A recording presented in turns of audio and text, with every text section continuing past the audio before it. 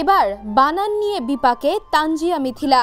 ইতোপূর্বে তার নামের বানান নিয়েও হয়েছিল সমালোচনা। অনেকেই মজা করে তার নাম টাঙ্গিয়া জামান মিথিলা বলতেন। বিকিনি পরে ট্রল হয়ে সেটি নিয়ে ক্ষিপ্ততা প্রকাশ করেন মিথিলা তার ফেসবুক স্ট্যাটাসে। সেই পোস্টে বাংলা ভাষাকে ইংলিশে লিখতে গিয়ে তালগোল পাকিয়ে ফেলেন মিথিলা, আর সেটি নিয়ে আবারও ট্রলের মুখে এই মডেল।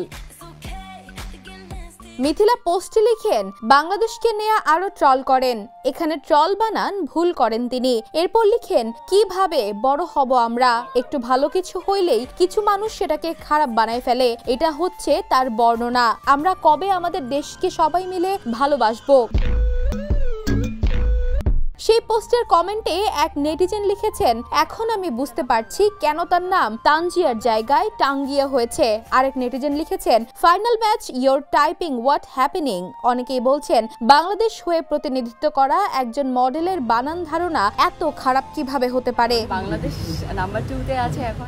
মূলত ট্রল হওয়ার পর ফিলিপাইনের কাছে পিছিয়ে পড়েন মিথিলা, আর সেটিকে তিনি মেনে নিতে পারছেন না। মিথিলার ধারণা, এই ট্রলের কারণেই তিনি হয়তো প্রথম হতে পারবেন না, তাই তিনি হঠাৎ নিজের মেজাজ হারিয়ে ফেলছেন সোশ্যাল মিডিয়ায়। এছাড়াও পুরুষদের বাথরুমে তার মূত্রকাণ্ডের বিষয়টিও সামনে আসায় বিপাকে তিনি। এ নিয়ে ছোট পর্দার অভিনেত্রী মাহি তার ফেসবুক লাইভে এসে ক্ষমা চেয়েছেন ও মিথিলাকে ভোট দিতে আহ্বান জানিয়েছেন। Desk report, the news. দেশে দেশে সবার সাথে, দ্য নিউজ।